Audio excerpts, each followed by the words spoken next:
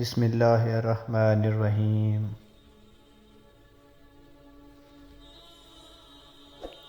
بیان کیا جاتا ہے کہ بنی اسرائیل میں دو بھائی تھے، جن میں ایک مسلمان تھا اور دوسرا کافر۔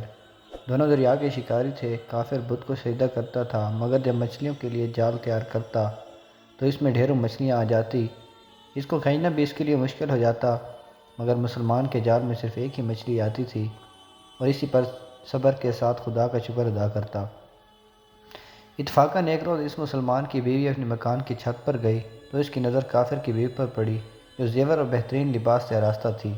یہ دیکھ کر اس مسلمان کی بیوی کے دل میں غصہ پیدا ہوا کہ کاش میں بھی ایسی ہی ہوتی۔ تو کافر کی بیوی بولی، تو اپنے شوہر کو اس پر آمادہ کر لے، وہ بھی میرے شوہر کے معبود یعنی بت کی عبادت کرے، تاکہ تو بھی میری طرح مالدار ہو جائے۔ یہ سن کر مسلمان بھائی کی بیوی کچھ غمزدہ سی ہو کر نیچے آئی، اور جب اس کا شوہر گھر آیا تو اس نے بیوی کا حال متغیر دیکھ کر دریافت کیا، آخر کیا بات ہے جس سے تو اس قدر غمزدہ معلوم ہوتی ہے؟ وہ کہنے لگی، بس میاں، یا تو تم مجھے طلاق دے دو یا اپنے بھائی کے معبود کی عبادت شروع کر دو۔ یہ سن کر اس کے شوہر نے کہا، خدا کی بندی تو خدا سے نہیں ڈرتی، ایمان کی دولت ملنے کے بعد یہ کفر کی باتیں کرتی ہے۔ تو عورت بولی، پس مجھے اب زیادہ باتیں نہ بناؤ، میں بھی دوسری عورتوں کی طرح اچھا لباس اور اچھے زیور پہننا چاہتی ہوں۔ جب اس مرد مومن نے دیکھا کہ یہ عورت ضد پر اتر آئی ہے اور اس کا اصرار حد سے بڑھ چکا ہے تو اس نے عورت کو تسلی دی، کہا، گھبرانے کی ضرورت نہیں ہے، میں کل سے کاریگروں اور مزدوروں میں جا کر محنت کر کے تجھے روزانہ 2 درہم دیتا رہوں گا، تو اس سے اپنی حالت درست کر لینا۔ یہ سن کر عورت کو کچھ تسکین حاصل ہوئی اور سویرے ہی مومن مرد مزدوری کی تلاش میں نکلا۔ کسی نے اس سے حال تک نہ پوچھا۔ یہ دیکھ کر وہ دریا کے کنارے پہنچا اور شام تک اللہ کی عبادت میں مصروف رہ کر رات کو جب گھر آیا تو بیوی نے دریافت کیا، آج تم کہاں تھے؟ وہ کہنے لگا، میں بادشاہ کی خدمت میں مصروف تھا، اس نے مجھ سے 30 دن کام کرنے کی شرط کی ہے۔ عورت نے کہا، آخر وہ بادشاہ تم کو کیا دے گا؟ تو اس نے جواب دیا کہ میرا بادشاہ بڑا کریم ہے اور اس کے خزانے مال و دولت سے بھرے ہوئے ہیں، وہ مجھے دے گا جو میں چاہوں گا۔ چنانچہ اسی طرح برابر وہ اپنے معبود برحق کی عبادت میں مصروف رہا، اور تیسری رات ہوئی تو بیوی نے کہا، سنو میاں جی، اگر کل تم نے مجھے مزدوری لا کر نہ دی تو تم مجھے لازمی طلاق دے دینا۔